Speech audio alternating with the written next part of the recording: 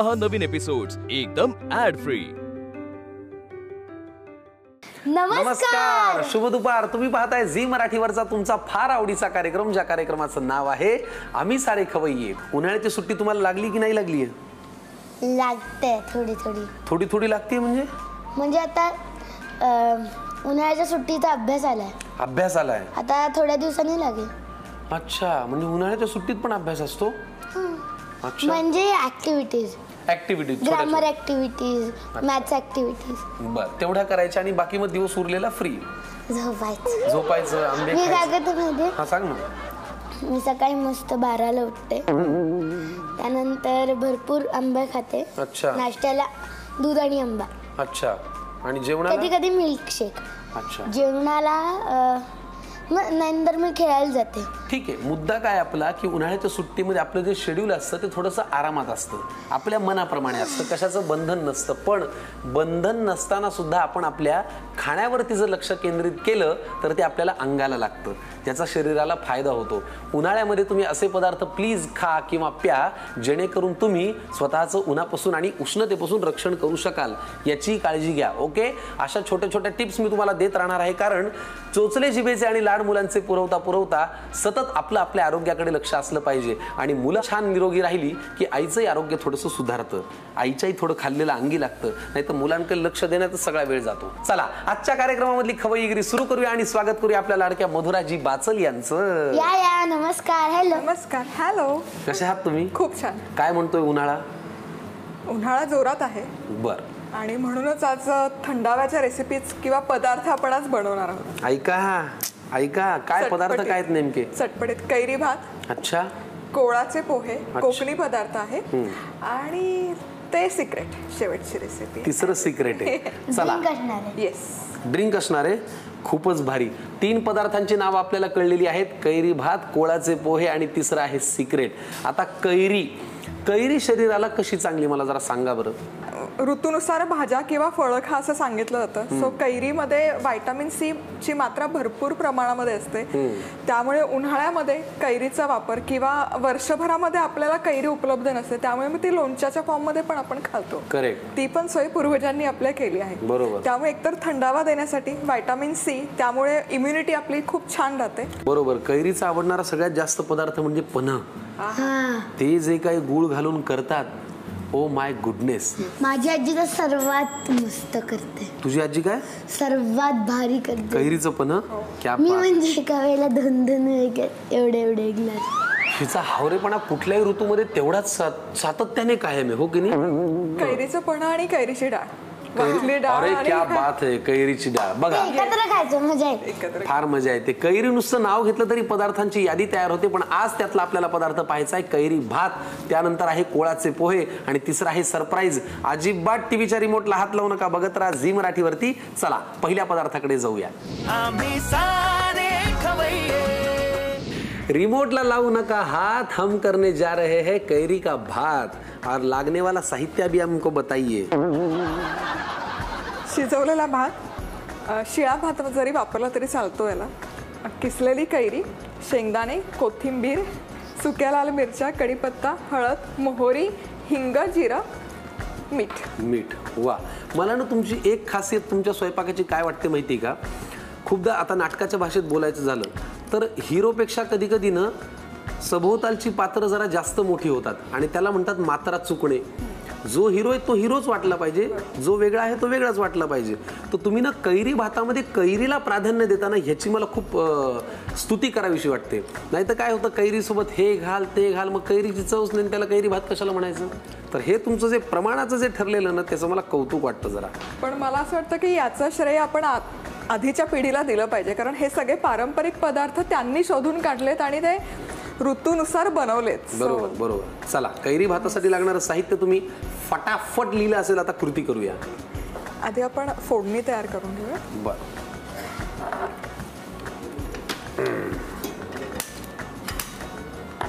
तेल किती लागणार आहे सांगा? बस एवढं पुरे? बस। अगदी साधी रेसिपी आहे, अच्छा, पटकन तयार होते, म्हणजे स्वरा पण अगदी झटपट बनवू शकतो। किती भारी। तुमचा मुलगा याच वयाचा आहे ना? अच्छा, मग त्याचा अभ्यास तुम्ही घेता? हो, घ्यावाच लागतं। कुठल्या विषयाचा जास्त घ्यावा लागतो? भाषेचा जास्त घ्यावा लागतो. हिंदी, मराठी, त्यामध्ये जरा कंटाळा करतात मुलं. अच्छा. मी असं उलट आहे, मी भाषेत खूप चांगली आहे. अच्छा. मी फक्त मॅथ्स मध्ये. मॅथ्स कच्चं आहे का? पण ठीक आहे, मॅथ्स चांगलं आहे. त्याचं मॅथ्स चांगलं आहे. बरं, ठीक आहे. झालं. आणि आई तुझा कुठला अभ्यास घेते, कुठल्या विषयाचा? सगळे. सगळे विषय, शिवाय गाण्याचा रियाज पण हो. तोही आई करून घेते. हो. मोहरी फोडणी घालताना आहे ना, कायम मोहरी आधी घालावी. म्हणजे ती फुटल्यावर मग जिरं घालावं. जिरं आधी घातलं तर मग मोहरी घातली ना की तेलाचं तापमान कमी होतं आणि मग मोहरी कच्ची राहते बऱ्याचदा. अच्छा. त्यामुळे चुरचुरीत फोडणी हवी असेल तर मोहरी कायम पहिले गेली. बरं, ठीक आहे. तुम्हाला पोहता येतं? मोहरी पण तशीच पोहते. तुम्हाला येतं? नाही. तुला ग? शिकायचं येईल. हे थोडंसं बेसिक येतं. बेसिक येतं नाही, पोहता येतं की नाही? येतं. अच्छा. यामध्ये जिरं, मला ना पहिले हिंग, हे जे मसाले आपण फोडणी बनवतो ना, ते मी करायला मला खूप भीती वाटायची. पण इथे आल्यावर मी भीती गेली तुमच्यामुळे. सुक्या लाल मिरच्या. इथे आल्यामुळे भीती गेली. हो. तू इथे आल्यामुळे मला किती भीती बसली. पण वाव. आणि शेंगदाणे हे भरपूर शेंगदाणे. तू इथे आल्यामुळे मला अशी भीती बसली की इथून पुढे कुठल्याही नातेवाईकाची अशी मुलं हौसेने घरी बोलवून घ्यायची नाहीत. शेंगदाणे खरपूस तळून घेऊया. बरं, ठीक आहे. कृती याची तशी मला सोपी वाटते खूप. म्हणजे चित्रांना आपण करतो हो, त्याच पद्धतीने. बरोबर बरोबर. तुम्हाला माझ्या एक स्विमिंग क्लासची गंमत सांगतो. उन्हाळ्यामध्ये असंच परभणीला असताना माझ्या भावाला आणि मला माझ्या बाबांनी स्विमिंगचा क्लास लावला. आणि पहिल्यांदा जेव्हा एवढ्या पाण्यात होतं तेव्हा मी मजा केली. एवढ्या पाण्यात होतं मी मजा केली. इतक्या पाण्यातही मी जरा असं करून मजा केली. जेव्हा त्यांनी सांगितलं की आता ह्याच्यावरच्या पाण्यात तुम्हाला उडी मारायची आहे, मी तिथे काठावरती गेलो. माझ्या धाकट्या भावानी उडी मारली, तो पोहायला शिकला. मी असं गुडघ्याला लागले, असं करून जो तिथून पळालो, तो परत मी कधी स्विमिंगच्या क्लासला गेलो नाही. त्याच्यामुळे मला पोहता येत नाही. मुद्दा असा, तात्पर्य असं की उन्हाळ्याच्या दिवसात असे अनेक छंद तुम्ही जोपासा, मनातली भीती काढून टाका. हो की नाही? अगदी बरोबर. ते माझं राहिलंय ते राहिलंय. आणि बऱ्याचदा गावाकडे ना ही सोय नसते, स्विमिंग पूल आणि हे, तर विहिरीमध्येच मुलं शिकतात पोहायला. अगदी ट्यूब लावून आणि डबे भोपळा बांधतात ना. हो. हो, भोपळा बांधतात. ऐकलंय मी. नाही, तुला बांधायची गरज नाही. तू पाण्यात पडली की पाण्यालाच वाटेल भोपळा पडलाय म्हणून. सगळे मला भोपळा म्हणतात. बघा कसं हेरलं मी अचूक. पण मी रसगुल्ला भोपळ्याने. तर गॅस बंद करून हळद घालायची म्हणजे ती करपत नाही. बर. भात घ्यायचा शिजवलेला. हा कैरी भात कधी फोडणीमध्ये नाही घालत. हा सेपरेट तसा बनवला.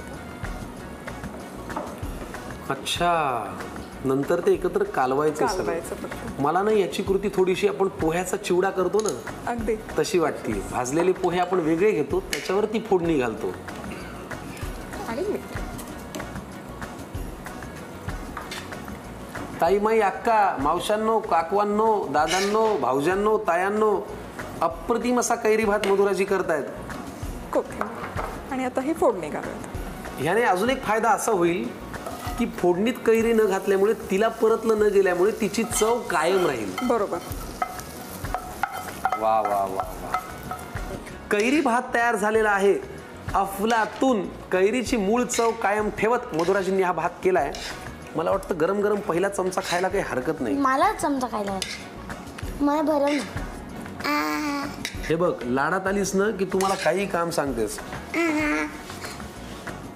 किती वाईट आहे. पटकन लिहून घ्या साहित्य आणि कृती. आता कैरी भात तयार करण्याची कृती पाहूया. प्रथम कढई गॅसवर ठेवून त्यात तेल घ्यावं. तेल गरम झाल्यावर त्यात मोहरी घालावी. ती तडतडल्यावर त्यात जिरं घालावं. थोडंसं हिंग, सुक्या लाल मिरच्या, कढीपत्ता आणि शेंगदाणे घालावे. शेंगदाणे खरपूस तळून घ्यावे. त्यानंतर गॅस बंद करून हळद घालावी. आता एका प्लेटमध्ये शिजवलेला भात, थोडीशी किसलेली कैरी घ्यावी. चवीनुसार मीठ घालावं आणि बारीक चिरलेली कोथिंबीर देखील घालावी. आता त्यावर तयार केलेली फोडणी घालून सगळं व्यवस्थित मिक्स करून घ्यावं. चमचमीत असा कैरी भात खाण्यासाठी तयार आहे. मी खरं सांगू का, एखादी व्यक्ती जर खूप छान दिसली तर आपण म्हणतो ना त्याला की तू रे बाबा दृष्ट काढून घे.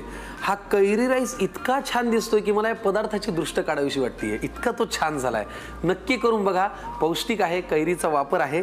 जरा आपण बाजूला ठेवूया आणि पुढच्या पदार्थाकडे वळूया. ह्याचं नाव काय मधुराजी? कोळाचे पोहे. कोळाचे पोहे. कोळ म्हणजे मुळात काय? चिंच गुळाचा कोळ असतो, तो नारळाच्या दुधामध्ये घातला जातो, त्याचा रस करतात, त्यामध्ये पोहे घातले जातात. अगदी फटाफट होतो आणि मेन म्हणजे पौष्टिक आहे. उन्हाळ्यामध्ये पित्तशामक म्हणू शकतो असा. वा, पोहे मला मुळात खूप आवडतात. मला पण, मला कधीही पोहे चालतात. चालतात? तुला कधी कधी काही चालतंय हे माझ्या लक्षात आलंय, कारण तू कशालाच कधी नाही म्हणलेलं मी पाहिलंच नाहीये. वेगळीच ख्याती आहे ना तुझी, खूप लाड येतो मला तुझा, आणि इतकं कौतुक करावं असं वाटतं ना की लोकांनी बघत राहावं. चला, पोळाच्या पोहेसाठी लागणारं साहित्य काय ते सांगा. पोहे, नेहमीचे जाड पोहे, चिंचेचा कोळ आहे, एक साधारण पाव कप चिंच गरम पाण्यामध्ये भिजत घालून चुरून त्याचा हा रस काढून घेतलाय, नारळाचं दूध, गूळ घ्यायचा आहे, हिरव्या मिरच्या, सुक्या लाल मिरच्या, मोहरी, हिंग, जिरं, मीठ, कढीपत्ता. बेसिक साहित्य घराघरात उपलब्ध. चिंचेवरून मला आठवलं, चिंचेच्या बिया तुम्ही कधी खेळलात लहानपणी? खूप, आणि खाल्ल्या पण आहेत भाजून. हेच तू कधी खाल्लंय? काय असतं ते? चिंचेच्या ज्या बिया असतात ना, अशा आडव्या चौकोनी काळ्या, त्या भाजून खा, त्या फार चविष्ट लागतात. मी ना, आम्ही मुद्दाम उन्हाळ्यातल्या पदार्थांबरोबर लहानपणीच्या उन्हाळ्यातल्या आठवणी तुम्हाला सांगतोय. चिंचेच्या या बिया आम्ही लहानपणी अशा खायचो, आणि त्यानंतर बराच वेळ अशी जीभ अशी बोबळे पैदा झाली वाढायला, एवढं ते असं काय. चला कृतीकडे बोलूया. फणसाचे गरे ते पण उकडून मस्त लागतात. चिंचेची बी आहे ना, जरा टफ असते खायला, त्याच्यामुळे जिभेला जरा असं जडत वाल्यासारखं वाटतं. नक्की भाजून खा, छान लागतात. कृती करूया. आणि मला असं वाटतं ना, आपण हे पदार्थ, कडक पदार्थ किंवा चावून खाणं, हे आपण लहान असताना खूप करायचो. या पिढीचं त्या मानाने कमी झालं, त्यामुळे यांचे दुधाचे दात खूप उशिरा पडतात. बरोबर. नाही, आणि यांचे या पिढीचं मला एक वेगळं कौतुक काय वाटतं, यांचं दुधाचे दात उशिरा पडतात आणि दाखवायचे दात फार लवकर येतात. त्यात खायचे दात तर तुम्ही ओळखूच शकत नाही, एवढे भयंकर असतात. काय करायचे पहिल्यांदा? चमचा हवा. मी देणार. तुम्हीच द्या. शाबास. चिंचेचा कोळ आहे हा, यामध्ये गूळ, आणि हे तू आता ढवळ, छान मस्त मिक्स करा. पाणी हवं,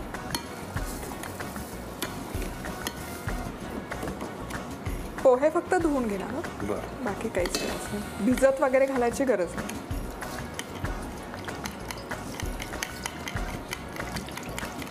आता हे पोहे बाजूला ठेवूया. हे लागेल ना, घ्या. घेऊ. यामध्ये नारळाचं दूध घालूया. मला ना पहिलं नारळाचं दूध आणि क्रीम सेम वाटायचं. पाणी, म्हणजे फ्रेश क्रीम का? हां.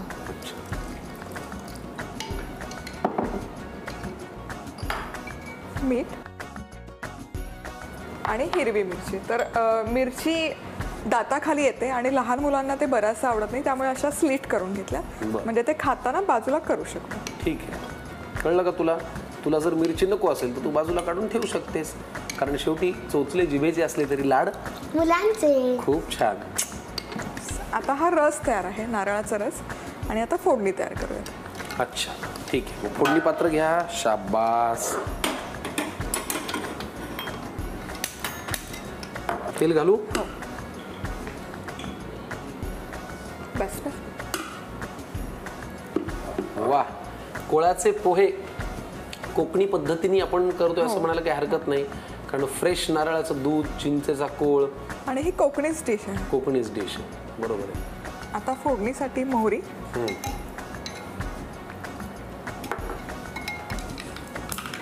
मोहरी तडतडली, आता गॅस बंद करते, म्हणजे पुढचे पदार्थ करपत नाही. जिरं, वा, हिंग. मला अजून एक हे कढीपत्ता, की फोडणीची रेसिपी कोणी बनवली? सुक्या लाल मिरची. हा प्रश्न इंटरेस्टिंग आहे. फोडणीची रेसिपी कोणी बनवली असेल?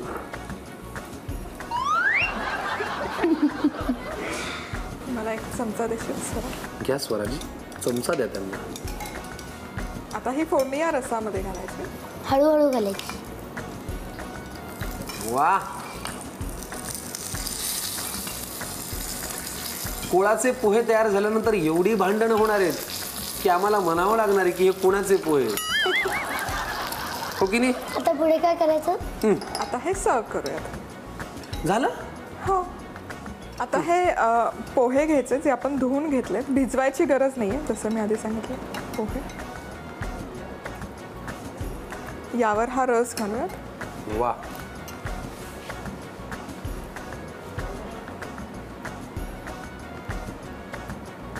रस भरपूर घालायचा, कारण याची चव त्या रसातच आहे. पोह्यात उतरली पाहिजे. बरोबर. काय गंमत आहे बघा. विदर्भात तुम्ही गेलात तर पोह्यावरती तर्री आहे, तर्री पोहे आहेत. अगदी बरोबर. कोकणात तुम्ही गेलात तर पोह्यावरती कोळ आहे, कोळाचे पोहे आहेत. आणि किती वेगवेगळ्या पद्धतीने एकच पदार्थ आपण सजू आणि खाऊ शकतो याचं उत्तम उदाहरण आहे. आणि हे खाताना यावर पोह्यांचे पापड किंवा मिरगुंड आवर्जून तळले जातात आणि सुरून घालून मग खाल्ले जातात. क्या बात आहे. तुम्हाला शाळेमध्ये 1 7 नमस्ते शिकवलंय? 1 2 3 1 7 नमस्ते असं शिकवलंय? हो. हां, ठीक आहे. मग तसं नमस्ते आपण मधुराजींना करायचंच आहे, कारण त्यांनी खूप छान पदार्थ केला. 1 2 3 1 7 नमस्ते. अप्रतिम, फॅन्टास्टिक रेसिपी आहे. कोळाचे पोहे. पटकन लिहून घ्या हो कृती आणि साहित्य. आता कोळाचे पोहे तयार करण्याची कृती पाहूया. प्रथम एका बाउलमध्ये चिंचेचा कोळ घ्यावा, त्यात गूळ घालावा आणि तो विरघळवून घ्यावा. आता जाड पोहे व्यवस्थित धुवून घ्यावे आणि बाजूला ठेवावे. चिंच गुळाच्या मिश्रणात नारळाचं दूध घालावं, थोडंसं पाणी घालावं, चवीनुसार मीठ आणि हिरव्या मिरचीचे तुकडे घालावे. नारळाचा रस तयार आहे. आता एका छोट्या कढईत तेल घ्यावं, ते गरम झाल्यावर त्यात मोहरी घालावी. ती तडतडल्यानंतर गॅस बंद करावा आणि मग त्यात जिरं, हिंग, कढीपत्ता, सुक्या लाल मिरच्या घालाव्या आणि ही फोडणी तयार करून ठेवलेल्या नारळाच्या दुधाच्या रसात घालावी. व्यवस्थित मिक्स करून घ्यावी. आता प्लेटमध्ये धुवून ठेवलेले पोहे घ्यावे, त्यावर हा तयार रस घालावा. रस भरपूर घालावा, म्हणजे त्याची चव पोह्यांमध्ये व्यवस्थित उतरेल. खाताना त्यावर तळून कुस्करलेला पोह्याचा पापड किंवा मिरगुंड घालावी. उन्हाळा असावा तर असा. पहिला बेत झाला कैरीचा भात, दुसरा बेत झाला कोळाचे पोहे आणि आता तिसरा तिकडे साक्षात आंबा तिथे दिसतोय. कोळाचे पोहे जरा बाजूला ठेवूया आणि आता तिसऱ्या पदार्थाकडे जाऊया. याचं काय नाव आहे? आंब्याची लस्सी. मधुराजी, आज तुम्ही काय मागाल ते आम्ही तुम्हाला देऊ. आंबा. आपण काय मागाल ते नाही ग, त्या काय मागाल ते आपण त्यांना देऊ. एवढे चांगले पदार्थ ते आपल्याला पण मी खाऊ त्यांना मागते. घाल. नको मागू. आंब्याच्या लस्सीसाठी लागणारं साहित्य सांगा. दूध, आंबा, इथे पल्प वापरला तरी चालतो, साखर आणि दही. खूप छान. मला माहिती आहे मला आंबा देणार. नाही मधुराजी, नका देऊ. चल, आपण आता कृती करूया. काय करायचं पहिल्यांदा? त्यांना तुम्ही चमचा द्या. मला आंबा पाहिजे. देणार ना आम्ही तुला आंबा. तू नाही. आंब्याच्या फोडी घ्यायच्या, यामध्ये दही. बरं मला एक सांगा, दही थोडंसं आंबट असेल तर मग कसं काय घालणार आपण? दूध घालतोय आपण. दुधामुळे आणि साखरेमुळे आंबटपणा बऱ्यापैकी कमी होतो. कमी होतो. ठीक आहे. साखर आणि थोडंसं दूध आणि हे मिक्सरमध्ये एकत्र फिरवून घ्यायचं. जरा थोडं स्वराजी बाजूला सरकता का? आपण मधुराजींना मिक्सर देऊया. ठेवा त्याच्या अलीकडे आपल्या जागेवर.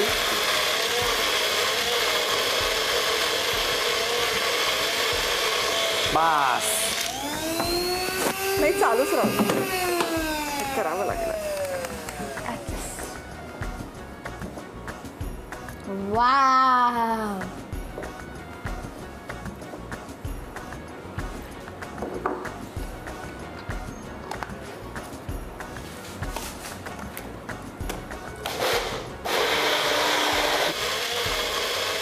हे झालं. हे मीच पिणार आहे सगळं तू पी. आणि पहिले मी पिणार. पहिले नाही, शेवटी तूच पी.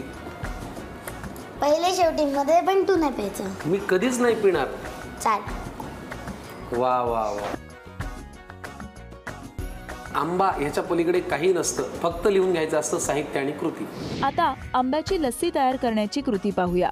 प्रथम मिक्सरच्या भांड्यात आंब्याच्या फोडी घालाव्या, त्यात दही, साखर, आणि थोडंसं दूध घालावं आणि मिक्सरमध्ये फिरवून बारीक करून घ्यावं. स्वादिष्ट अशी आंब्याची लस्सी तयार आहे. पदार्थ झालेले आहेत तयार. आणि मधुराजी, मी माझ्या आईला नेहमी असं म्हणतो की उत्तम स्वयंपाक करणाऱ्या प्रत्येक गृहिणीच्या किंवा माऊलीच्या मला पाया पडावं असं वाटतं. अतिशय सुंदर. म्हणजे कैरीचा भात काय, कोळ्याचे पोहे काय किंवा मँगो लस्सी काय, ह्या गोष्टी फार महत्त्वाच्या आहेत. उन्हाळ्याच्या दिवसात हे पदार्थ नक्की करा. चोचले जिभेचे आणि लाड मुलांचे पुरवताना अजून एक महत्त्वाची गोष्ट म्हणजे पदार्थ समोर आल्यानंतर त्याच्याविषयीची पूर्ण ब्रह्माची भावना ही मनात ठेवली पाहिजे. आणि जेव्हा आपण एखादा श्लोक म्हणतो तेव्हा पदार्थ समोर असतानाही आपण 5 मिनिट वेगळे काढतो. ही भावना आपल्याला संयम शिकवते. हावरेपणाने घेण्यापेक्षा त्याचा आदर करा. त्यामुळे उन्हाळ्याच्या सुट्टीत हे सुद्धा करा की वदनी कवल घेता नाम घ्या श्रीहरीचे, सहज होन होते नाम घेता फुकाचे, जीवन करी जीवित्वा अन्न हे पूर्ण ब्रह्म, उदर भरण नो हे जाणीचे यज्ञ कर्म. असं म्हणत आता आपण खायला करूया सुरुवात. तुम्ही घ्या निरोप. भेटा आम्हाला पुढच्या अशाच छान छान पदार्थांच्या छान छान भागात. या कार्यक्रमात ज्याचं नाव आहे आम्ही सारे खवय्ये